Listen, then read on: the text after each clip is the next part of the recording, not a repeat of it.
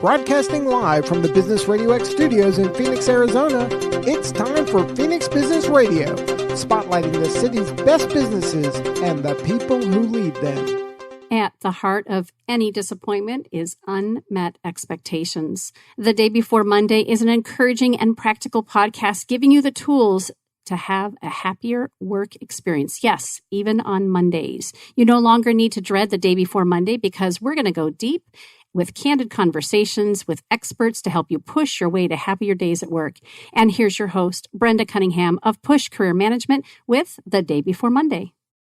Welcome back. Welcome back. Welcome back. And I am Brenda Cunningham, CEO of Push Career Management, certified professional resume writer, job search strategist, and career manager. And if you've been listening for any amount of time, you know that I used to work in corporate America as an engineer for many years. But now I help people navigate the world of work, right? I have been in positions that I have hated going to work every day. But I want you to know and just be aware that you can have a happy career doing work you love at a place that values you. And so one of the things that we care about here at the Day Before Monday is providing our listeners with effective tools to really get in the driver's seat of your career and your life. And so with that, I asked my dear friend, and by dear, I do mean dear friend, Kendra Tillman, author and coach at strongher.me coaching and consulting. Now, I've already disclosed that she's my dear friend, but if you know anything about me, you know that I do not just advocate for somebody because they are my friend. They have had to earn or prove or demonstrate that they know what they're talking about. And I've witnessed something very, very special with Kendra, and I am so pleased and honored to have her here with us today. Welcome, Kendra. Thank you for having me. I'm so excited. Of course. And so tell us a little bit about strongher.me. So strongher.me is a coaching and consulting firm where we really help women push past like any fears or mental barriers that they may be experiencing in terms of moving forward with the things that are on their heart to do. And so for different women, that looks very different. So for some women, they are full-time stay-at-home moms. They hold a very near and dear place in my heart because I was one for many, many years.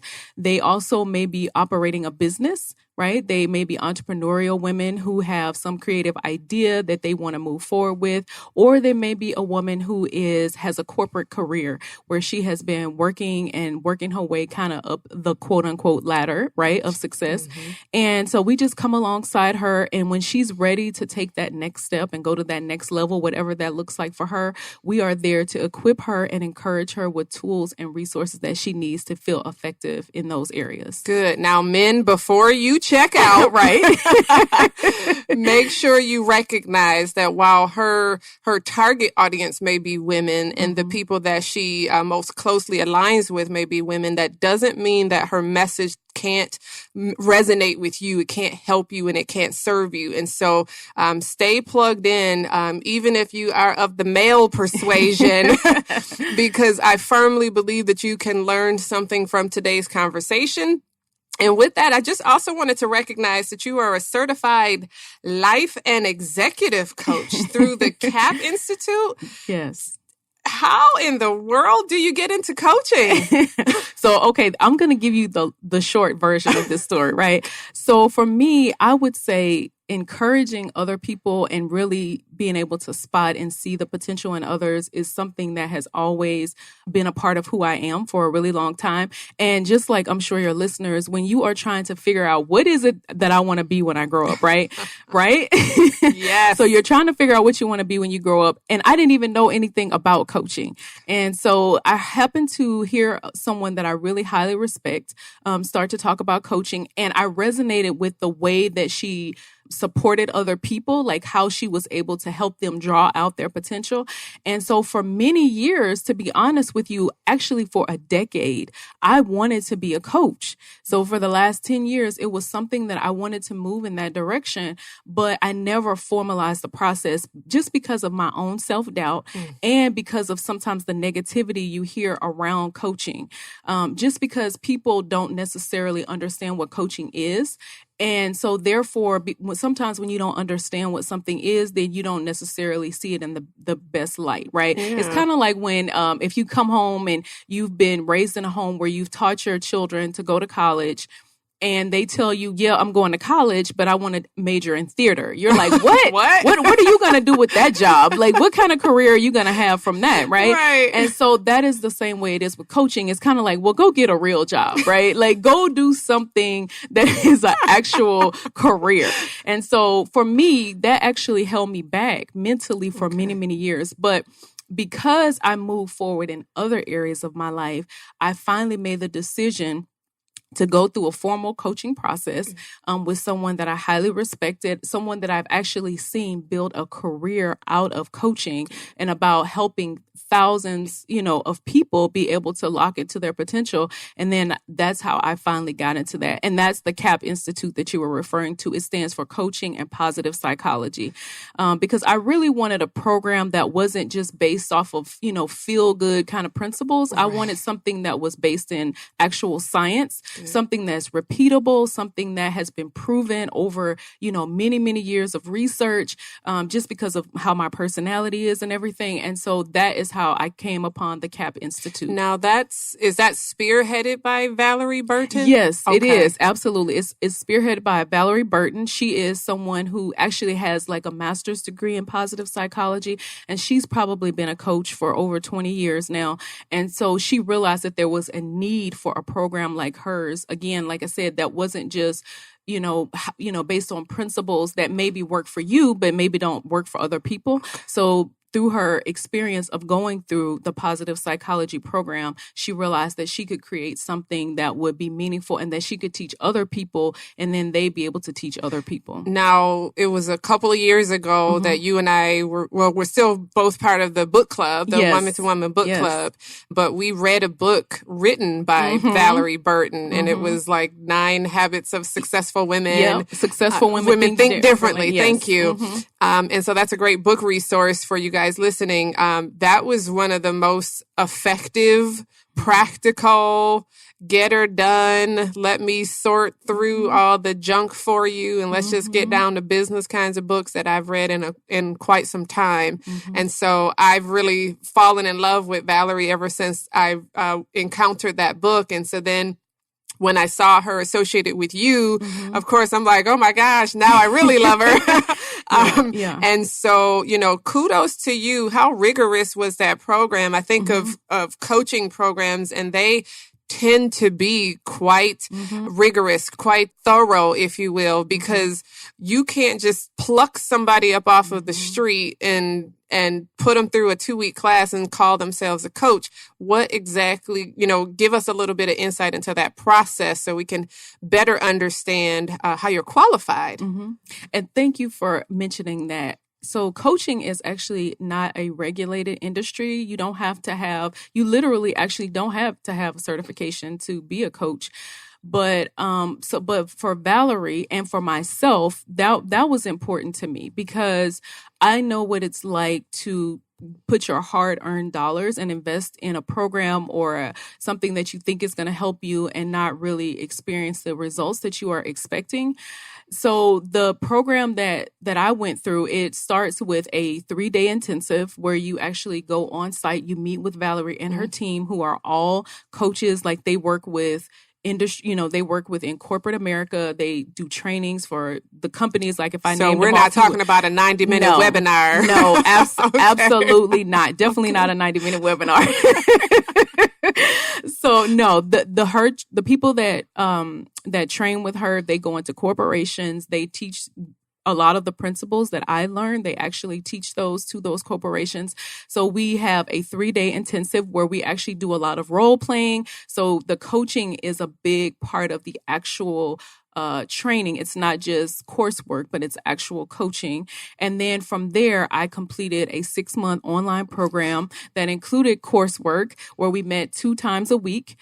We also met outside of the program with whoever we were assigned to work with. We did coaching with them. I also had to have clients that I coached with. So you actually had to do the work. I actually had to coach. Some theoretical exercise. Read a book and we'll stamp your certification. Yes. No, Wow. Absolutely. Yeah. It was intensive, and it was just the start. It was really just the start of the work that I do.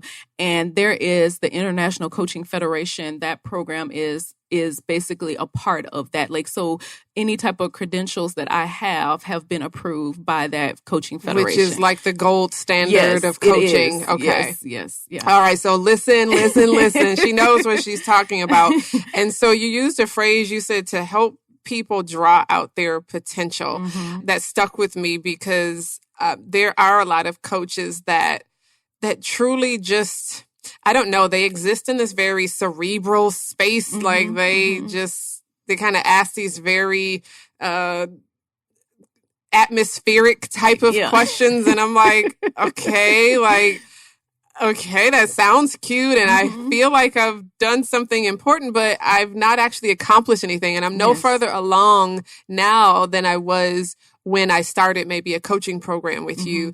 And so I've had some great, awesome experiences with coaches, and I've had some lackluster, false start kinds of experiences with coaches. Help us understand just really the nature of what a coach does.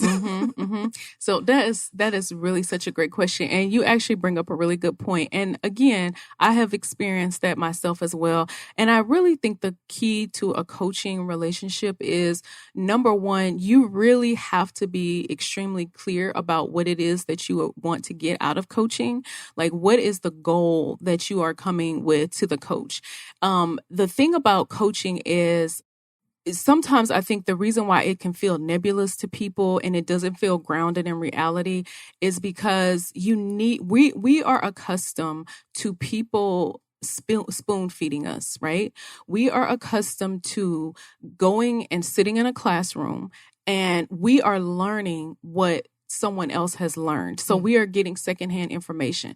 Coaching is a very different experience, because what coaching requires of you is it requires you to be active in your own transformation. So it is not just my understanding of your situation. It's, what do you know? What do you believe about this situation? And then what actions are you willing to take to be able to move forward? So the reason it can sometimes feel not as effective is because you really need a specific goal. You need a specific area that you want to work on. So if you just say, I want my life to be better, right? I can't really do anything with that.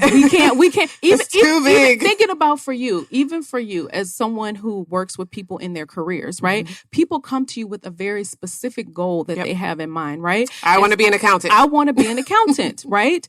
And so your role is not necessarily to do the work of accounting for them, but your role is to show them, oh, well, maybe you didn't know this about yourself. Maybe you never looked at yourself from this perspective. Maybe you didn't realize that this skill that you have over here is totally transferable to this skill over here. Perfect. And so that is the power of having another person help you be outside of yourself, right? We live in our own heads, right? Amen. Right? And so we spend a lot of time up there. I'm going to just speak for myself. Go ahead, preach. I spend a lot of time up here.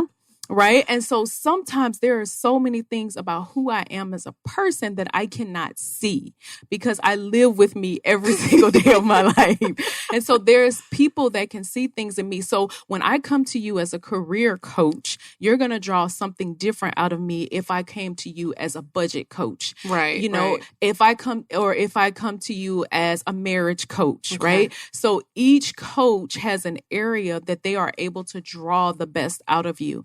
And so as a life coach, what life coaches have to do is we have to figure out, where do we feel that we best fit in terms of drawing out the best in people? Where can we really support them in the goals that they set for themselves? And so for me, in my case, what I have found that I work best with people that have really taken a risk and they've really done something amazing or incredible in their life.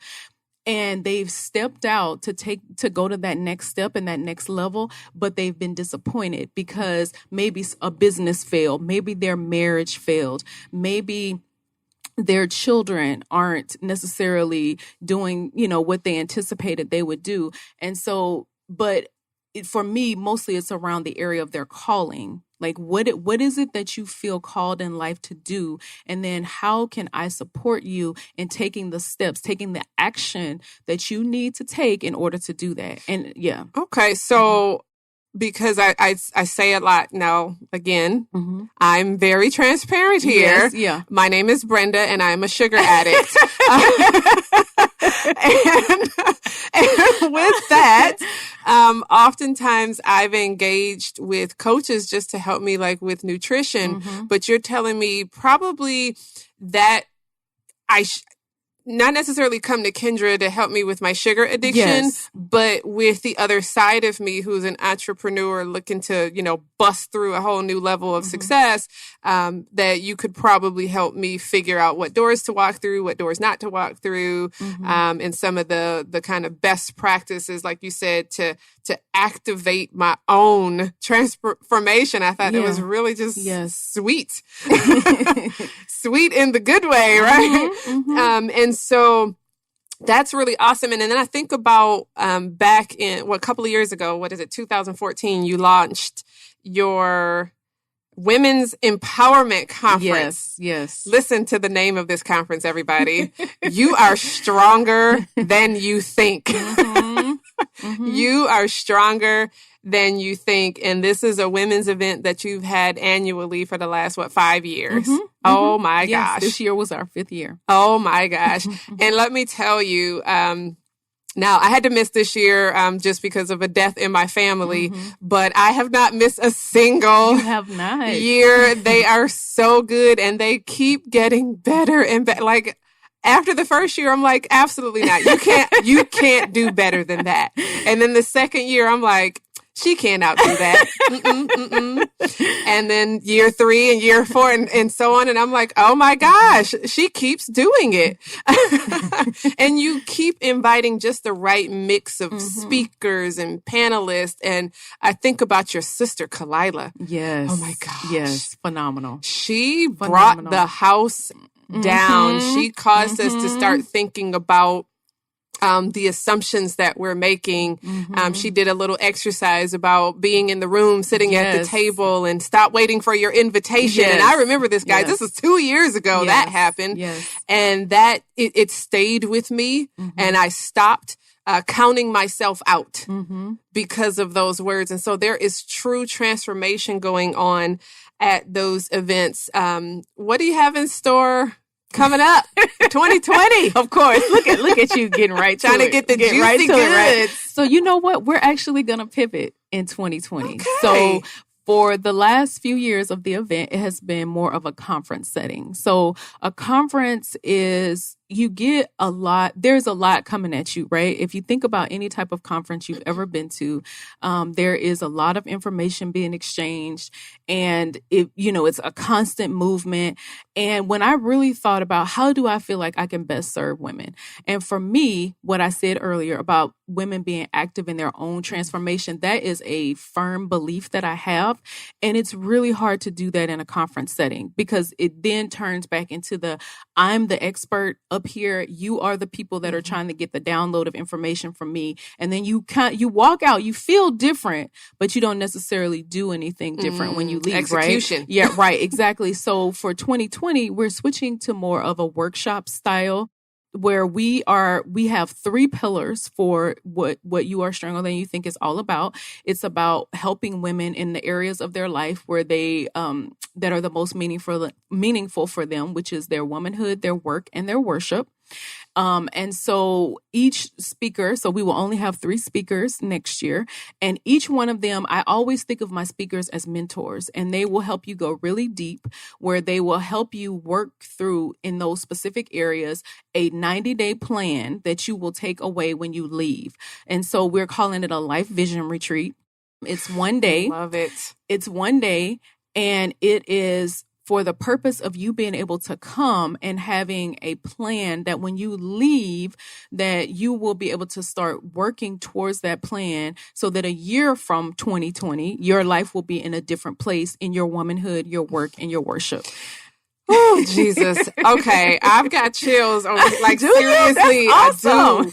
I do. Because I know I've said that very statement to you just in our private conversations more than once, right? I refuse to be in the same place next year Yes. than I am in today. I refuse. And that's the thing about when we go to events, which I love events. Yes. And the type of events I've experienced, I will be going back again. Amen.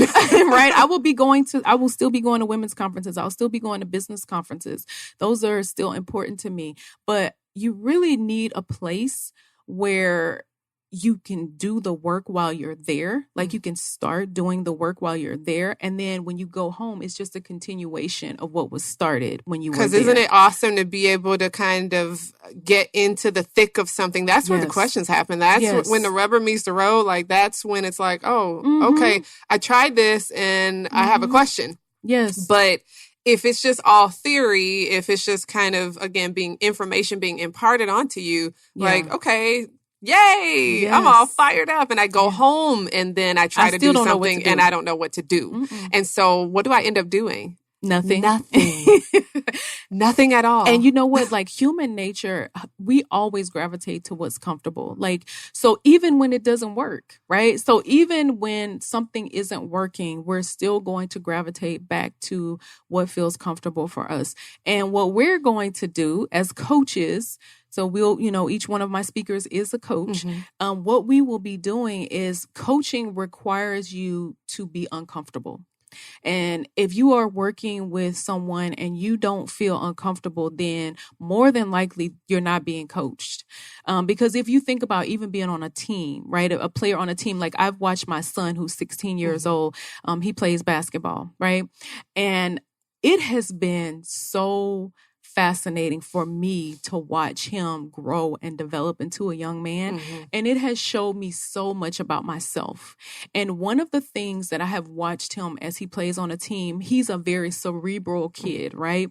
And so what I notice, he hesitates a lot, right? He's waiting for permission. He's waiting for somebody to give him the okay to do what he should do. So yes, the role of your coach when you're on a basketball team is, to help you come up with strategy and plays that you guys are going to work on as a team, help you work together as a team. But when you get on the floor, some of the instinct has to start kicking in, right? And so you can't be sitting there like, what do I do? What do I do now, coach? What do I do now, coach? Yes, exactly. But I live my life like that. Like I realized watching him, I was like, that's me. I'm constantly waiting for somebody to say, okay, Kendra, do what you're supposed to do. It's okay, It's Kendra. okay. Yes. You have my blessing. Go forth and be awesome. Yes. I'm waiting for somebody to validate the fact that and this you is what completely I'm missed the fact that you were already awesome. Absolutely. Me? You were already qualified. Yes. You've already done the work. You've already received the training and executed on the training. But yet I'm waiting. Because it's so frustrating as his mom to watch him in practice. In practice, he's taking all the risks. He's on fire, right? He's on fire. It's like, oh yeah, as we my get to the game. son says, a splashing. Yes. What is it? Downtown splash bucket. I don't know what that means, but I okay. don't either. But yeah, so in practice, like you're a superstar, right? But when you get in the game, it's like your mind kicks in too much. And then you don't know what to do, right? And that is how a lot of us live, right? We live waiting for somebody to give us permission to do what it is that we know in our hearts that we should be doing. And we're afraid to make a mistake. That's why we constantly are second guessing ourselves. You're making me think of women and men for that matter, professional people who are like right now contemplating a promotion, right? I'm thinking specifically about them right now. Yes, we can pivot in another way and talk about a job seeker and their struggles, but I'm thinking specifically about the person right on the precipice of, I want more from my career. I think it's time. I think I should get that promotion. I think I've earned it, but you take no steps toward it. And you are waiting in some sense for permission to go for it. Like, what what is that even all about? What are we waiting for? I mean, what would you say to somebody who is just right there on the edge of their cliff, right? Their cliff. Not my cliff, not your cliff, but their cliff. So they could be just 2 feet off the ground and they don't even know how close they are to just winning. But they're scared to death to just make a step. What would you say to somebody in that position? What the thing that immediately comes to mind is, what's the worst that could happen, right? Like literally, if you go in and you ask for what it is that you need, and for you, if that's a promotion and you ask for what you need, what's the worst that could happen? So the person might say no. At least you asked. At least you had the conversation. At least you, like, when you make a step like that, you expand your own belief in who you are and what's possible. To me, there is so much more that you gain by taking that step than there is that you would lose. Right? Because when you start to speak up and you start asking for what you want, people actually respond differently to you. And there is a greater level of respect that you get when people know that you're not willing to just settle for whatever they're willing to give you. Right? And it actually raises your own value in your mind. So I would say if you don't do it for any other reason than to raise your own value in your mind, then it would have been worth it. Wow. You know, like I would say, like for me, as someone who is an entrepreneur, I remember, like I have a client that I have right now that I do consulting with, a brilliant woman. And the consulting work that I do is around helping like coaches and other consultants get their expertise online. And I remember when I had to submit my proposal to her, right?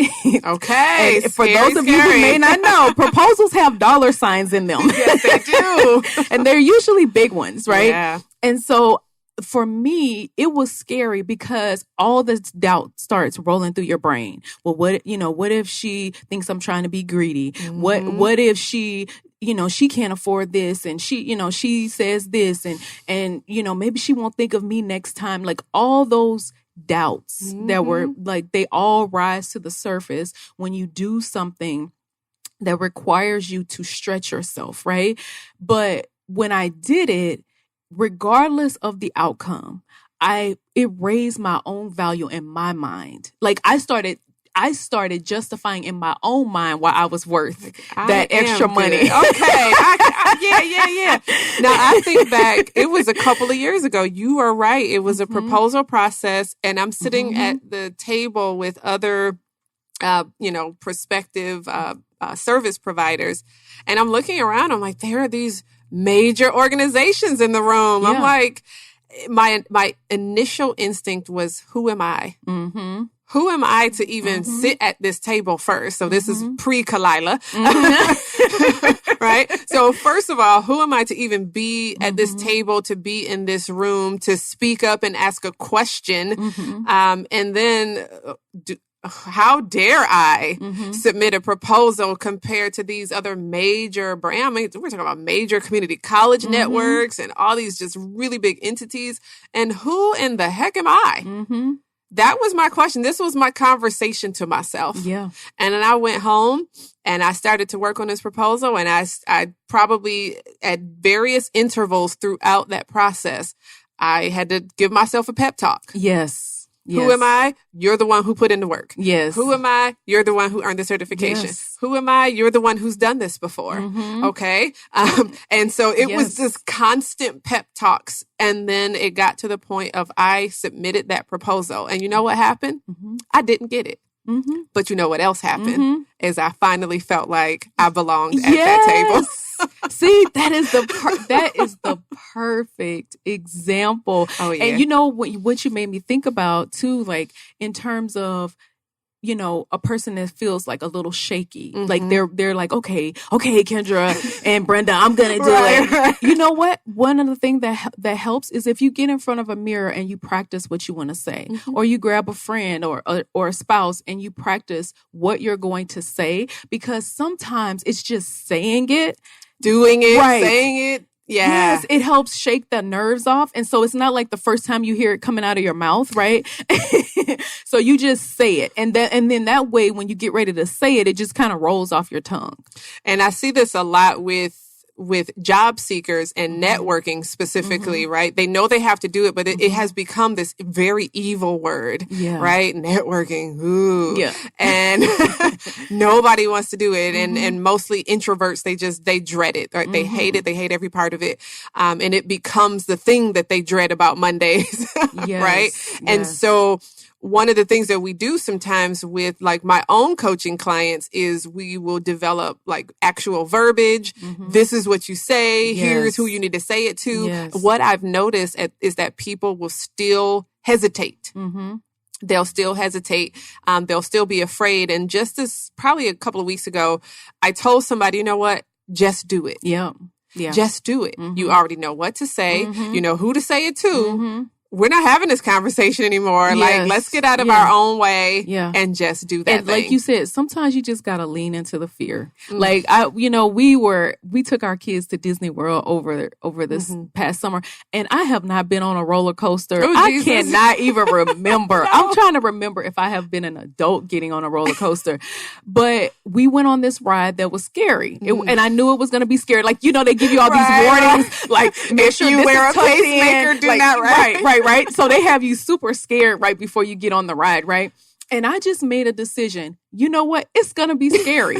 It is. But I'm going to enjoy every bit of this scariness. Listen, especially for cheapskates like me, if I have paid money to come to this park, darn it, I'm going to get on that roller coaster.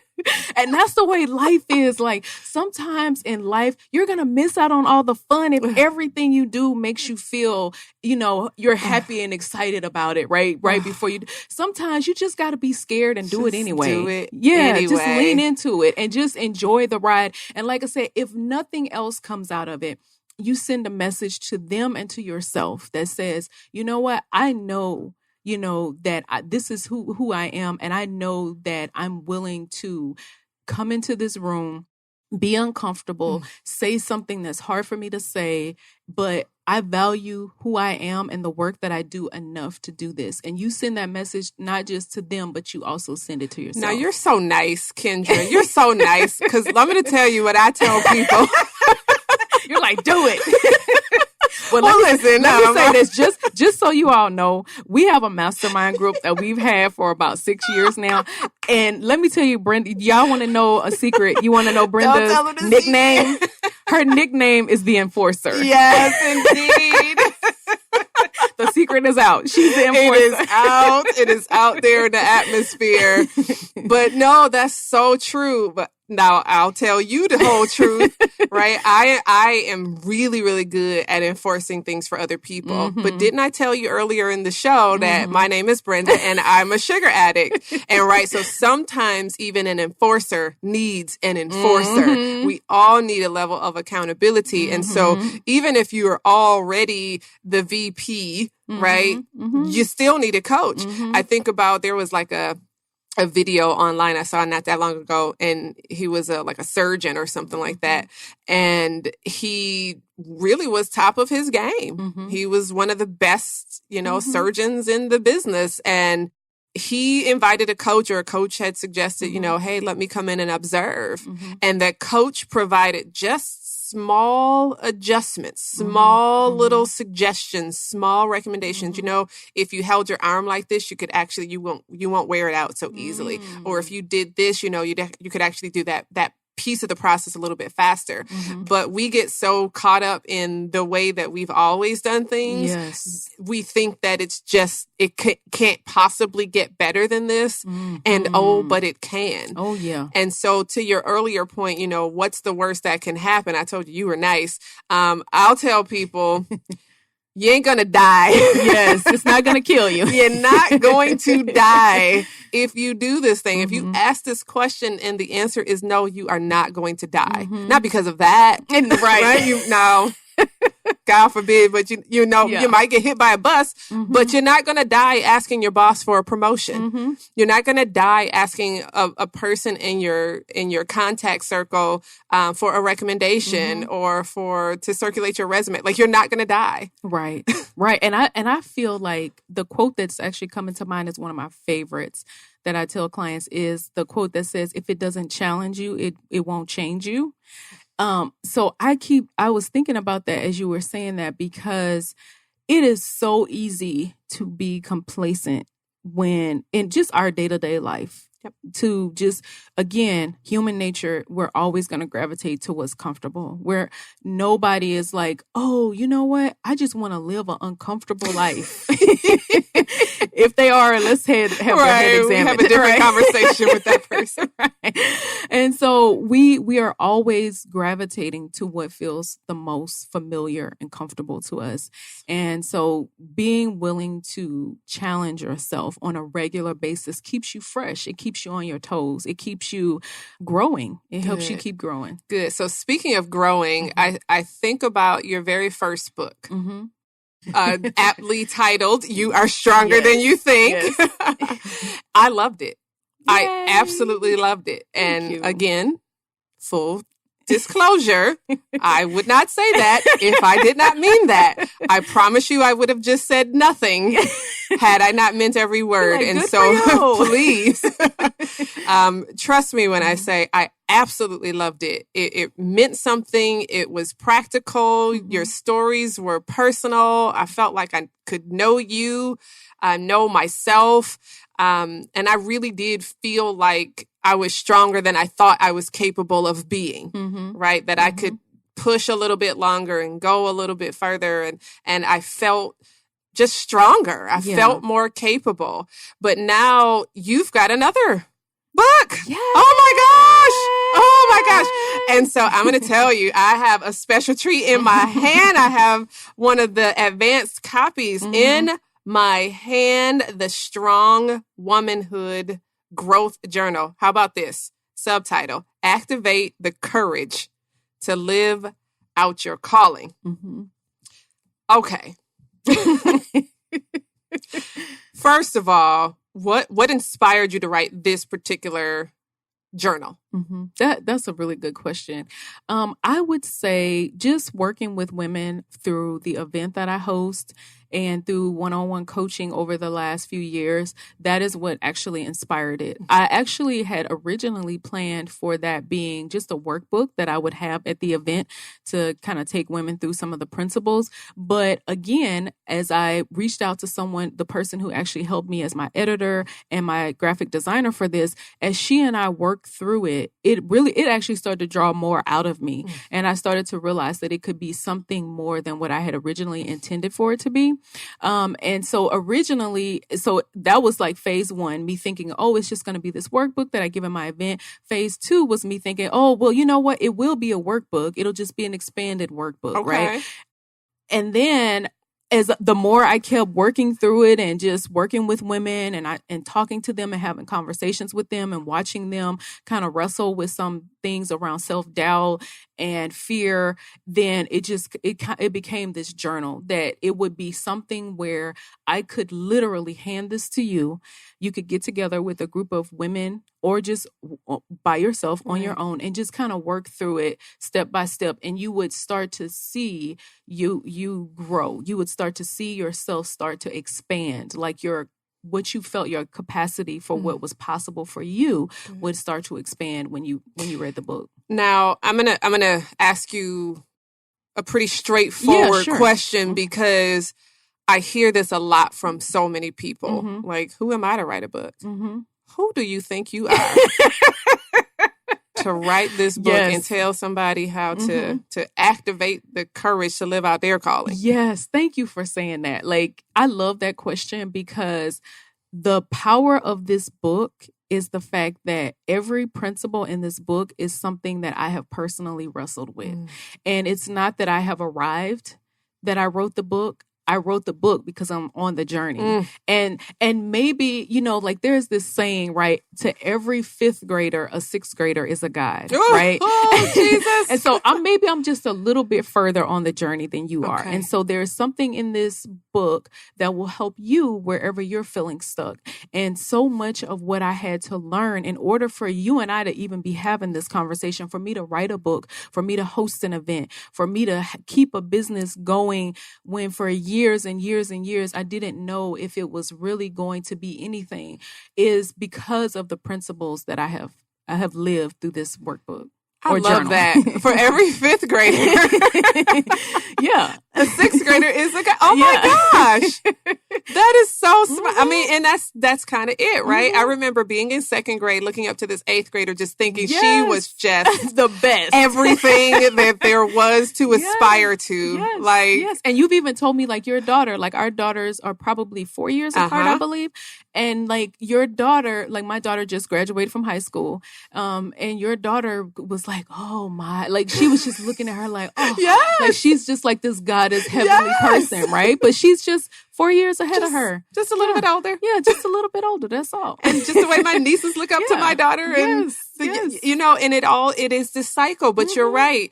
If I have gotten to a certain level, then certainly I can help pull those that are coming after me. Yes. And we should, because a big part of, I think, the problem that people are experiencing now is because everybody's stuck in their own, who do I think I am?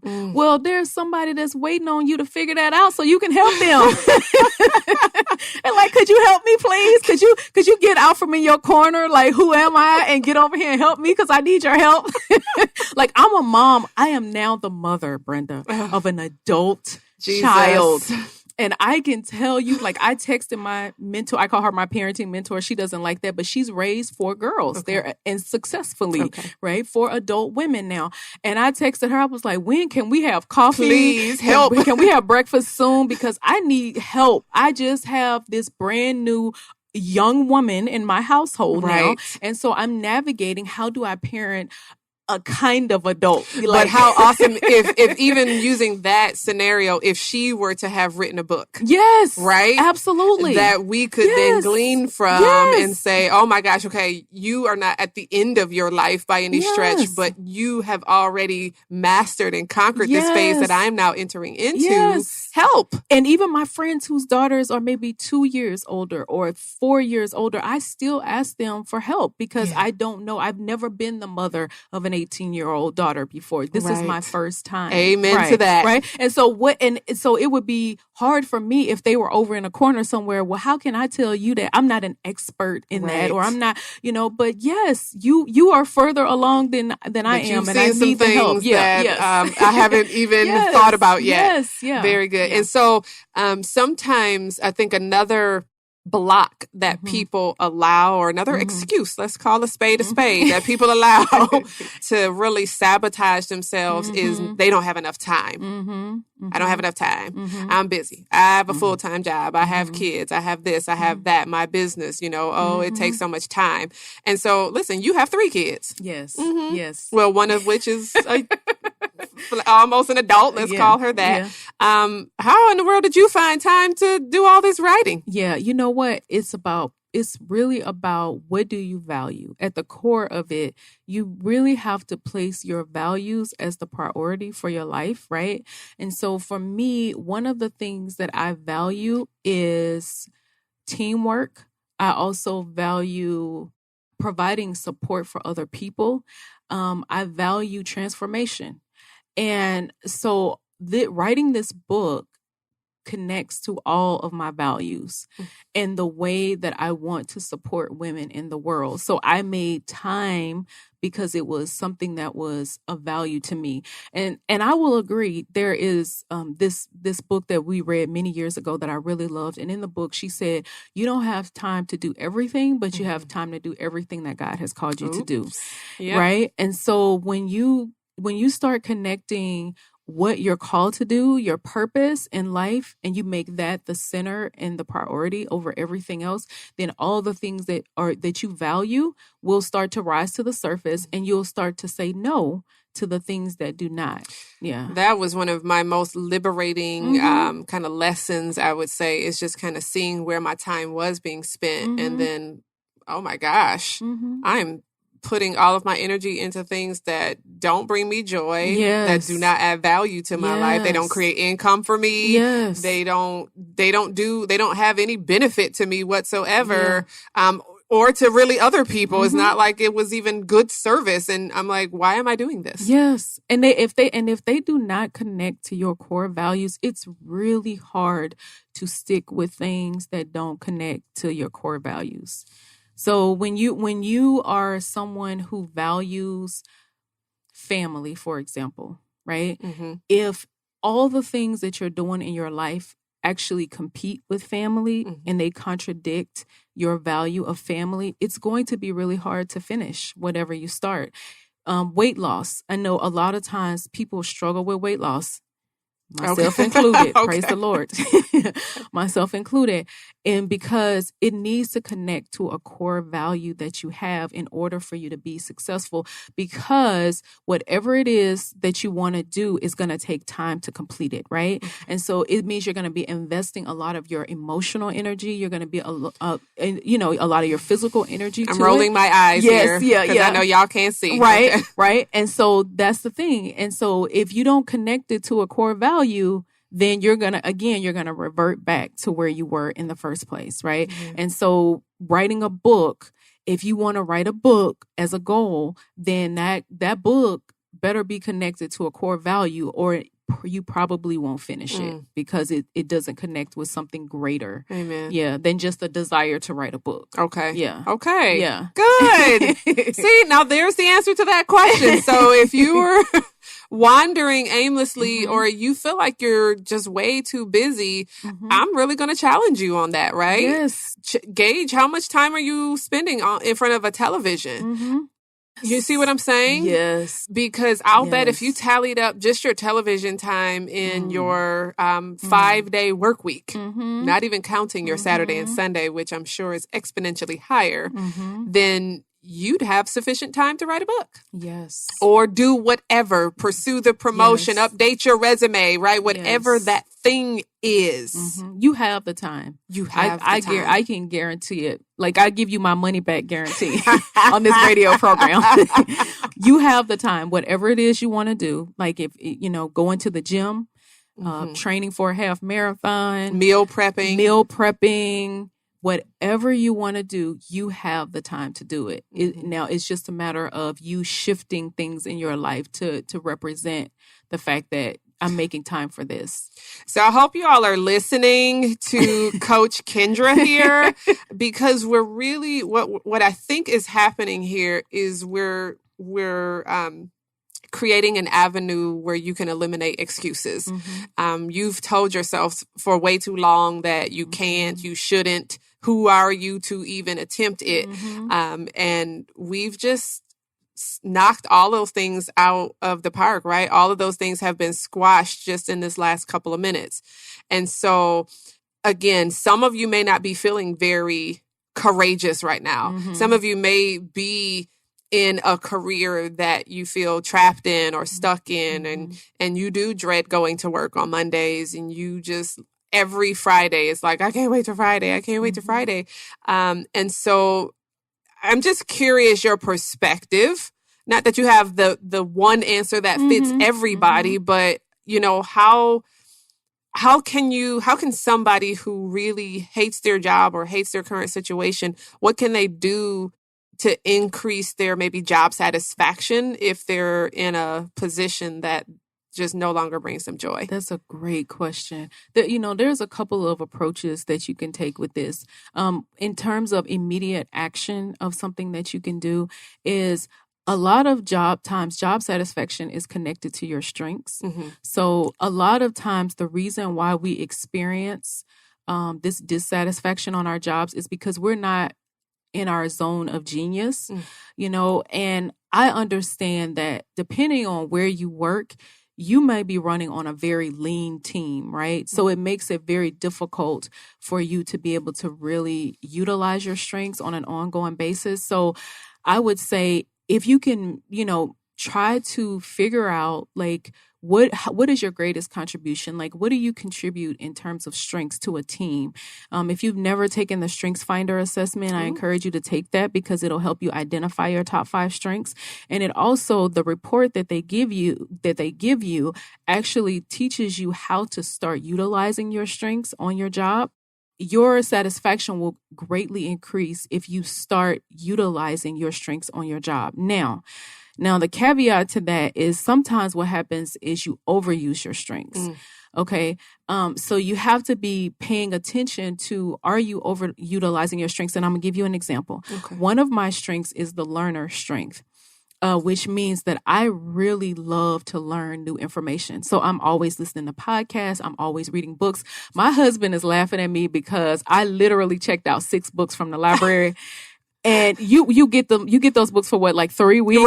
Right. My husband was like, "Are you serious? Right. When are you supposed to read all these?" And then I was thinking about checking out another one this week, right?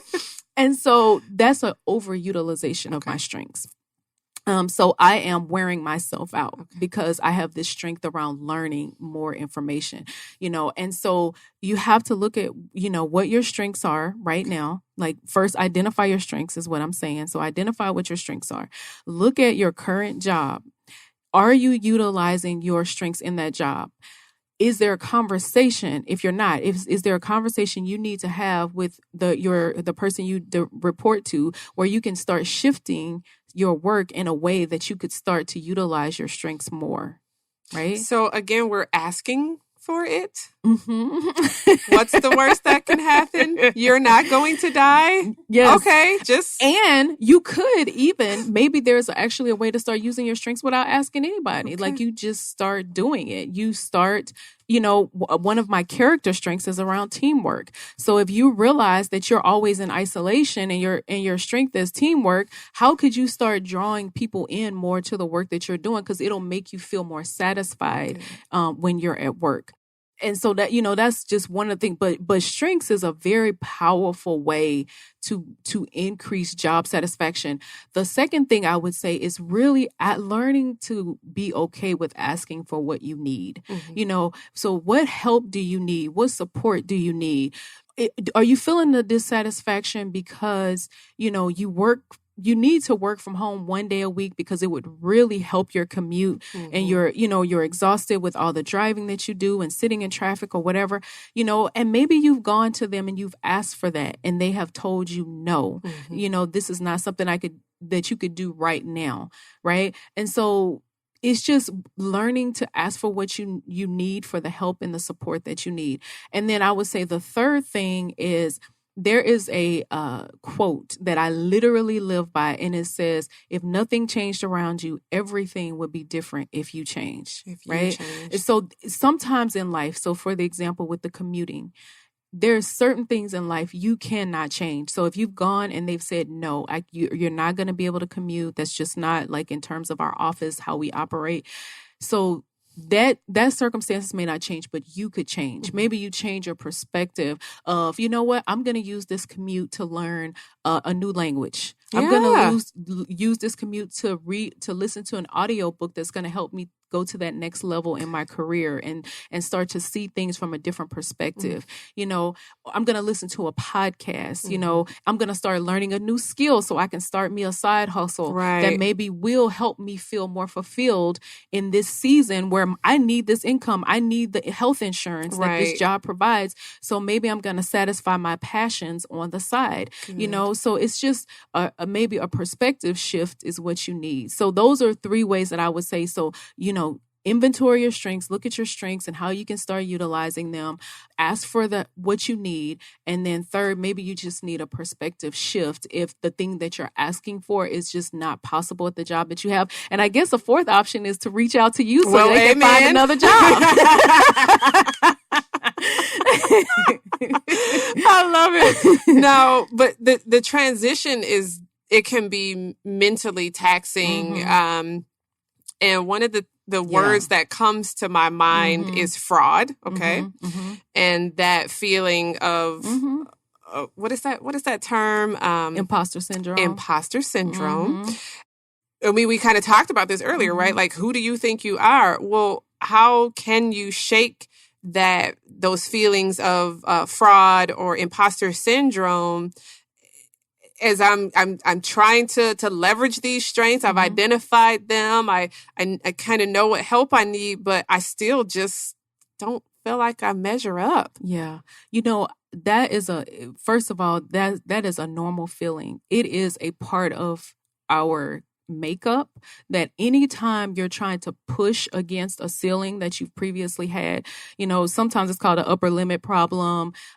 Anytime you're trying to push against that ceiling, those feelings of feeling like a fraud are very, very natural. And so sometimes just being aware that is, something that everybody experiences, it can be helpful.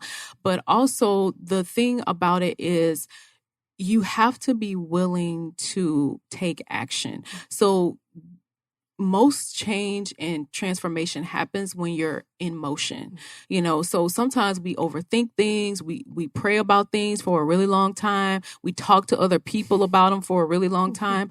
And sometimes just acting on it. Do it. And also being okay with being a beginner at whatever it is the thing is, right? Or the fact that you don't know necessarily, like you're not gonna know everything. So let's say in the case of imposter syndrome, you move into a new position, right? And the immediate feeling is, I don't deserve to be here. Right? Because everybody in the room seems to be in on something that I just don't know and understand. What you have to do is you got to look back into your history of what you do know that got you to that position in the first place, right? And then you have to be willing to make a mistake. And it's okay if you make a mistake.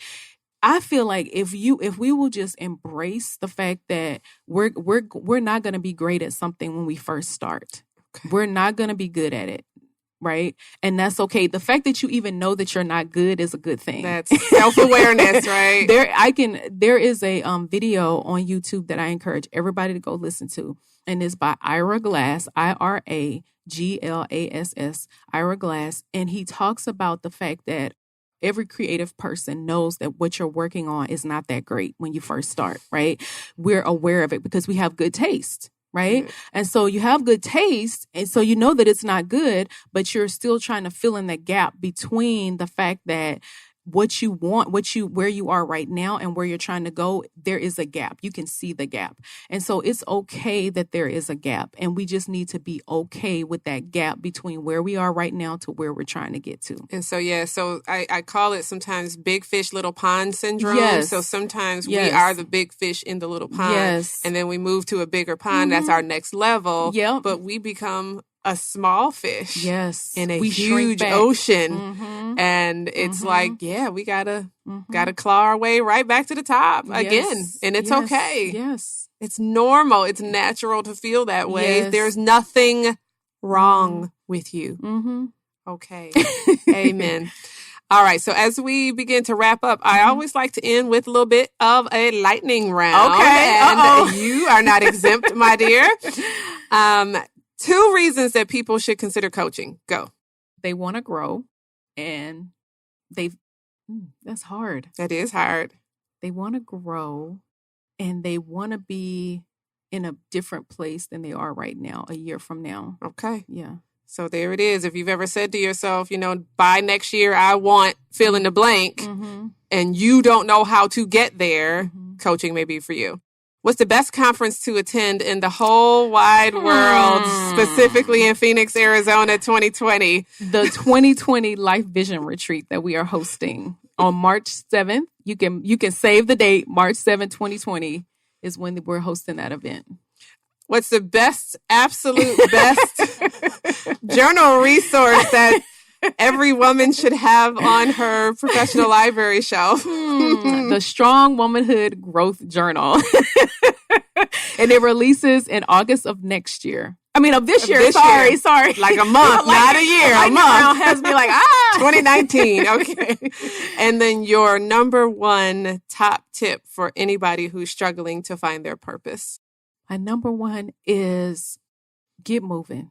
just don't stop overthinking it and do something. Just choose one thing. That's it. Just choose one thing and do that one thing. Just do the one thing. Just try it. Listen, I'm going to touch a snake before the end of the year. And if I can do that and I can't even say the word snake, then without you can ask for that promotion. You can ask for whatever it is that you'd like to accomplish and go get that thing. Thank you so much, Kendra. As expected, this was super fun.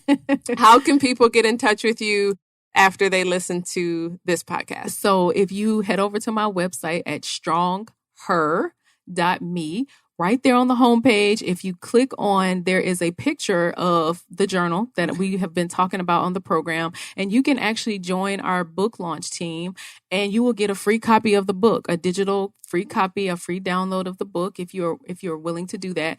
And then also anywhere on social media, strongher me, you can follow me there, or Kendra Tillman on Instagram. That's perfect. Yeah. Thank you so very much. This has been super fun. And with that, we'll see you all next month. Thank you for joining us at the Day Before Monday podcast. We hope you've had a renewed sense of confidence and strategy to create a more enjoyable career. For more from our host, Brenda Cunningham, please visit pushcareermanagement.com and, of course, follow her on Facebook and LinkedIn. See you next month with a new installment of the Day Before Monday every fourth Friday at 1 p.m. right here live on PhoenixBusinessRadioX.com. Until next time, keep pushing.